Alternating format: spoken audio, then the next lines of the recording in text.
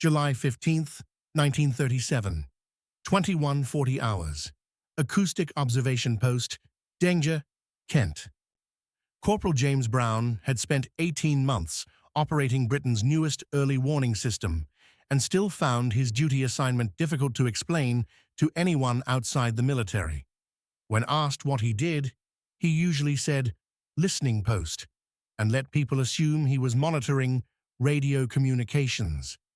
The truth, that he sat in a concrete structure, focusing sound waves from the English Channel to detect approaching aircraft, sounded too strange for casual conversation. The evening shift was typically quiet. Most aircraft traffic occurred during daylight when visibility allowed safe navigation. Mitchell's role was monitoring the acoustic mirror, a massive concrete dish nearly 10 meters in diameter, for any sound that might indicate aircraft approaching the British coast. The work required concentration that bordered on meditation. He wore specialized headphones connected to a microphone positioned at the parabolic mirror's focal point. Every sound the mirror collected was amplified and directed to that focal point, which meant Mitchell heard an enhanced version of everything occurring for miles across the channel. At 2142 hours, he detected something unusual, a low-frequency hum, barely distinguishable from background noise, but with regular pulsation suggesting mechanical origin. Mitchell had trained for months to recognize different sound signatures. Ships' engines produced different patterns than aircraft, wind created distinctive interference, weather affected sound propagation predictably. This sound matched his training profiles for aircraft engines, though it was fainter than any detection he'd achieved during exercises. He followed procedure, rotating the acoustic pointer, a tube mounted at the mirror's center that could be aimed in different directions to maximize sound collection from specific bearings. The sound strengthened when pointed toward bearing 270 degrees. Mitchell consulted his tables, calculating approximate distance based on sound intensity and frequency characteristics. The estimate suggested aircraft at perhaps 25 kilometers, far beyond visual range even in daylight. He reported the detection to his shift supervisor, who verified it independently before telephoning the information to Fighter Command. The report included bearing, estimated distance, and sound characteristics suggesting multiple aircraft flying in formation. Fighter Command acknowledged and directed RAF fighters at Biggin Hill to scramble for potential interception.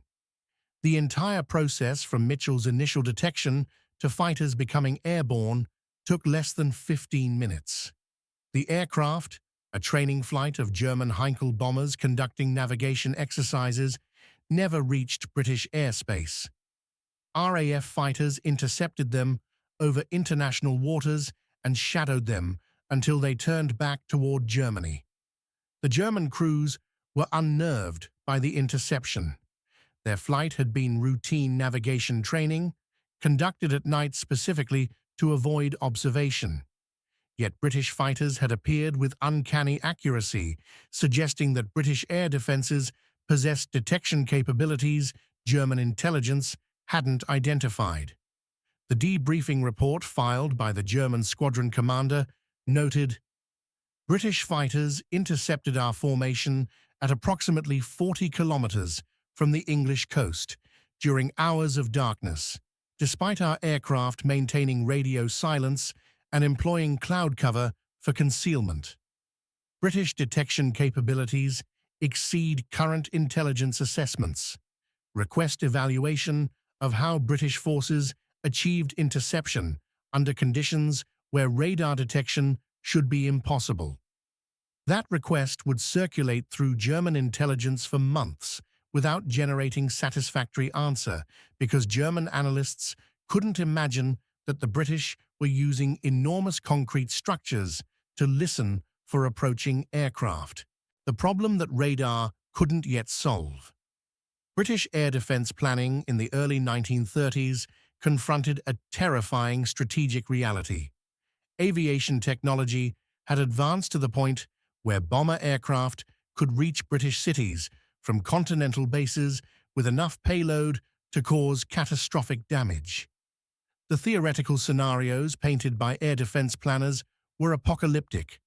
Coordinated bomber raids could destroy British cities before fighters could intercept them, devastating industry and breaking civilian morale before the RAF could organize effective defense.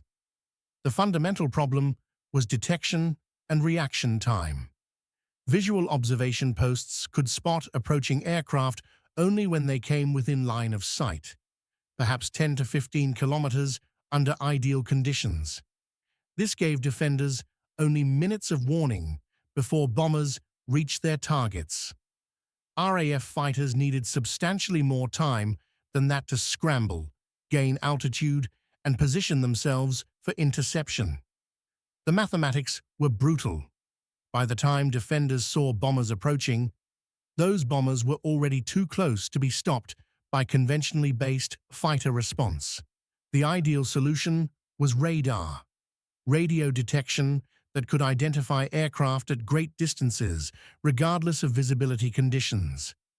British scientists were conducting research in this direction, but the technology remained experimental throughout the early 1930s.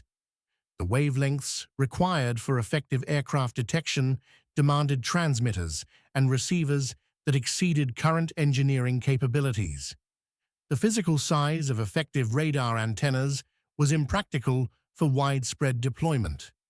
The signal processing required to extract aircraft positions from reflected radio waves was beyond what available electronics could accomplish.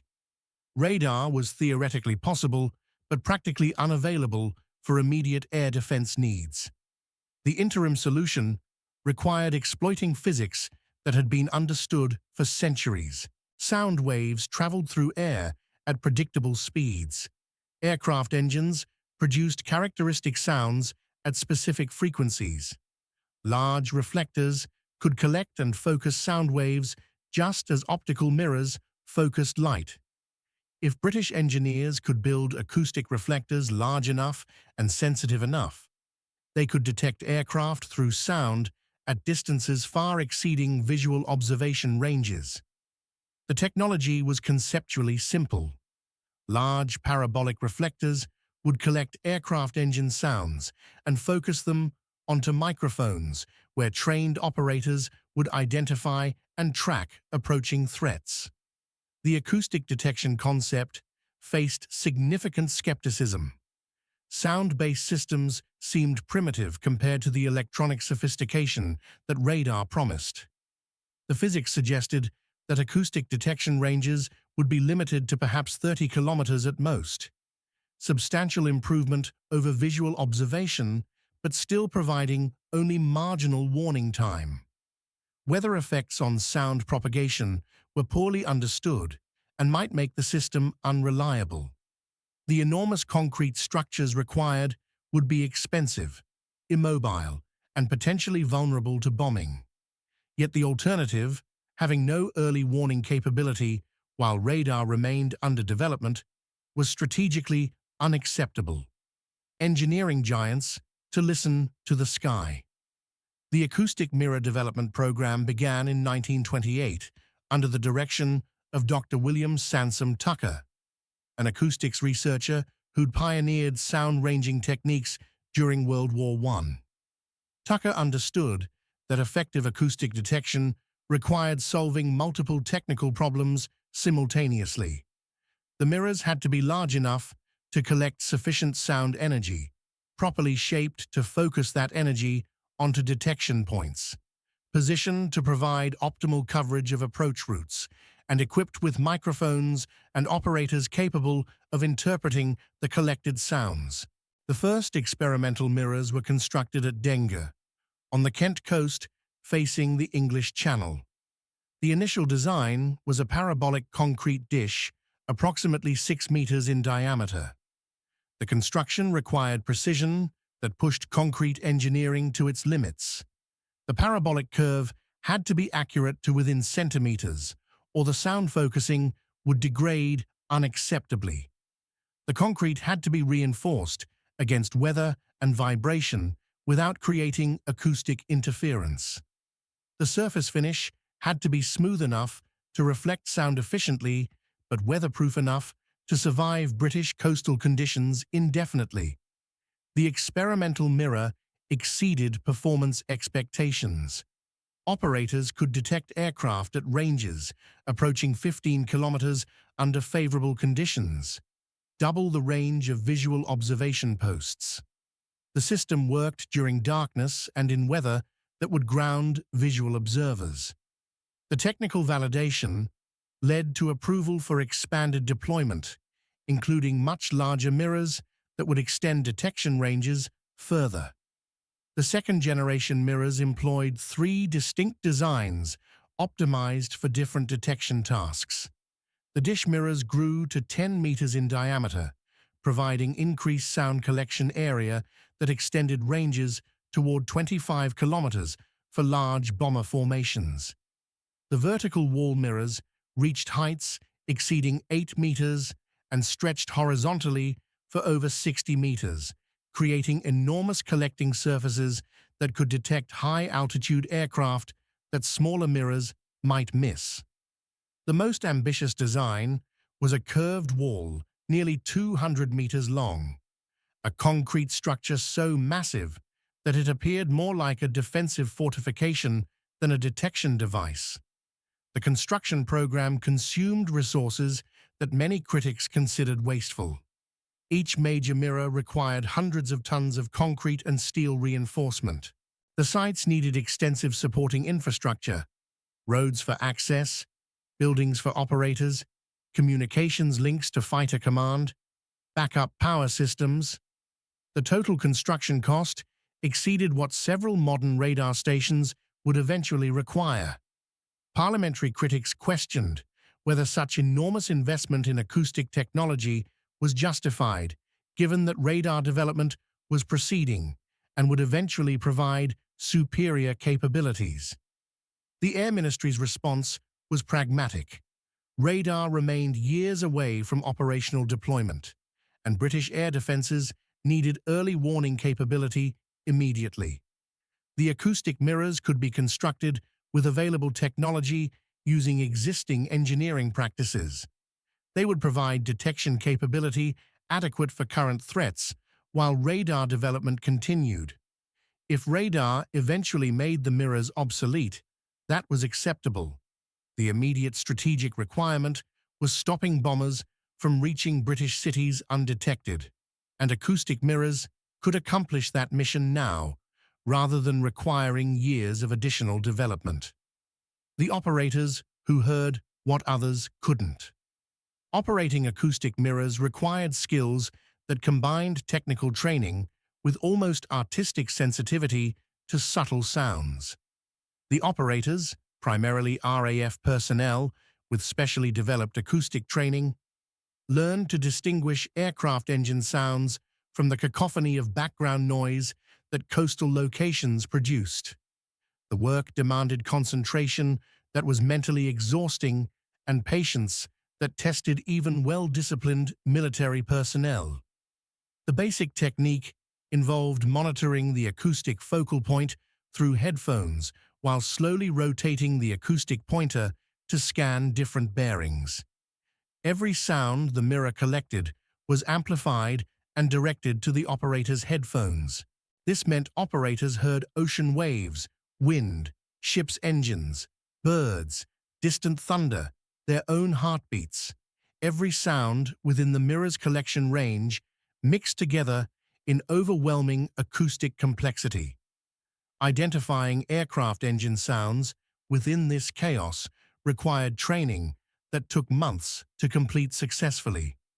The training program emphasized recognition of specific sound signatures. Different aircraft types produced distinctive engine sounds based on their power plant's configurations. German aircraft engines had characteristic frequencies that differed from British or French designs. Single-engine aircraft produced different patterns than multi-engine bombers. The altitude, speed, and heading of approaching aircraft affected how their engine sounds propagated and how the mirrors collected those sounds. Operators learned these variations through extensive training that combined classroom instruction with practical exercises using cooperative aircraft. The most skilled operators could extract remarkable information from the sounds they detected. Engine RPM suggested approximate airspeeds. The harmonic patterns indicated whether aircraft were flying in tight formation or dispersed. Changes in sound intensity revealed whether aircraft were approaching directly or passing at oblique angles. The best operators could estimate rough aircraft counts from the complexity of overlapping engine sounds.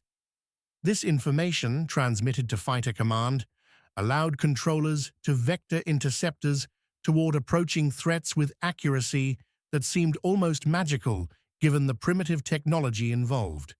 The psychological demands were substantial. Operators worked in small concrete chambers for hours at a time, concentrating intensely on sounds that required active mental processing to separate from background noise. The work offered no visual stimulation. Operators stared at instruments and charts while their entire focus remained on acoustic information. False alarms created anxiety. Reporting aircraft that didn't exist wasted precious resources and undermined operators' confidence. Missing actual threats could mean bombers reaching British cities undetected. The cumulative pressure produced burnout that required rotating operators through different duties to maintain effectiveness. When Germans couldn't understand how they'd been detected, German aviation units conducting operations near British airspace during the late 1930s encountered repeated instances of British fighters intercepting them under conditions where detection should have been impossible. The pattern was consistent and troubling. German aircraft maintaining radio silence, flying at night or in poor visibility, operating at ranges where British coastal observers shouldn't be able to see them. Yet somehow, British fighters appeared with uncanny regularity to shadow or intercept them. German intelligence analysis struggled to explain these interceptions. The most obvious explanation, that Britain possessed radar, seemed unlikely given German understanding of radar's developmental status. German scientists were working on similar technologies and understood the technical challenges involved. The antenna sizes required for effective aircraft detection at ranges exceeding 20 kilometers would be enormous and easily identifiable through aerial reconnaissance. German reconnaissance flights over British coastal areas hadn't observed anything resembling the massive antenna arrays that effective radar would require. Alternative explanations were considered and mostly rejected. Perhaps Britain had developed radio interception capabilities that could detect German aircraft communications, but German crews maintained radio silence specifically to prevent such detection, yet were still intercepted. Perhaps British intelligence had penetrated German aviation planning and knew flight schedules in advance, but spontaneous training flights with no advance planning were intercepted just as reliably. Perhaps Britain employed observers on fishing vessels or other craft positioned in the channel, but interceptions occurred during weather, when small vessels wouldn't be operating. The acoustic mirror possibility never received serious consideration in German intelligence assessments. The concept seemed too primitive to be credible as modern air defense technology. German acoustic research during World War I had demonstrated the severe range limitations and weather dependencies that sound-based detection suffered. The idea that Britain would invest in massive concrete sound collectors seemed implausible when everyone understood that radar represented the future of aircraft detection.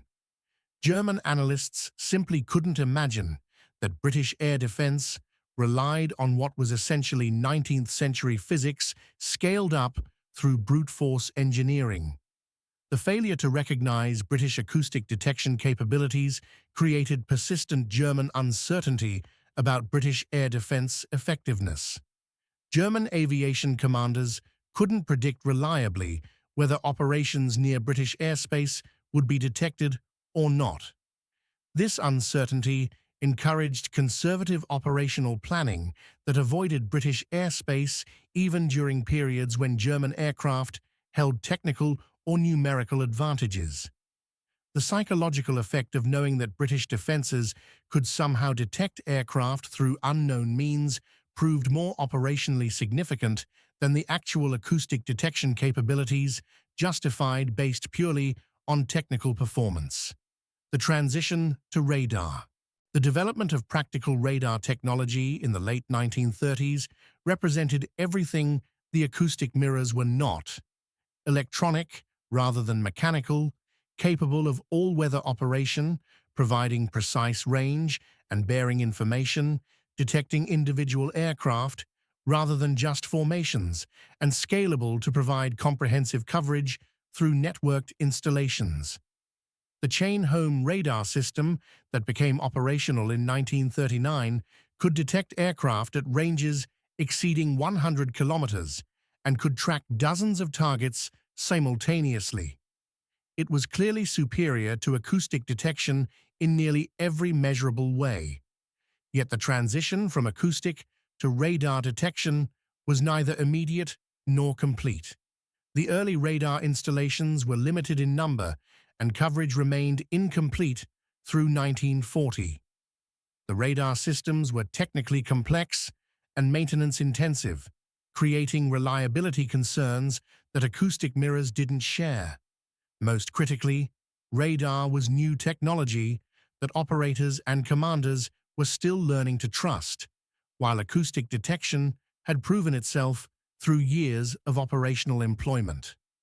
The practical result was that acoustic mirrors and radar systems operated in parallel during the critical period of 1939-1941, with acoustic detections providing validation of radar tracks and backup capability when radar coverage was unavailable.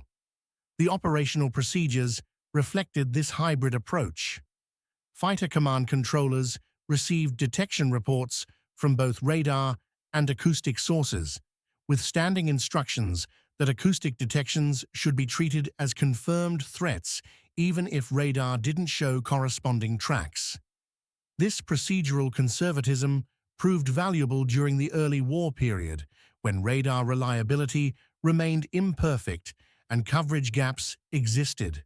Several engagements occurred where acoustic detection provided the initial warning that triggered fighter scrambles, with radar track acquisition occurring only after fighters were already airborne. The acoustic mirrors provided training value that extended beyond their direct detection capabilities. The skills that acoustic operators developed, interpreting subtle signal patterns, making rapid distance estimates from limited information, maintaining concentration through hours of monotonous monitoring, transferred directly to radar operation. Many acoustic operators transitioned to radar posts, bringing expertise that accelerated the learning curve as Fighter Command expanded radar operations. The operational procedures and reporting formats developed for acoustic detection transferred to radar with minimal modification, providing operational continuity that eased the technology transition. The final acoustic mirror operations occurred in late 1941 as radar coverage became sufficiently comprehensive that acoustic backup was no longer operationally necessary. The mirrors weren't demolished, but were simply abandoned, their concrete structures too massive to economically remove and too obsolete to warrant continued manning. They remained as peculiar monuments to the interim years when British air defence relied on technologies that seemed primitive but worked adequately until superior systems could be developed.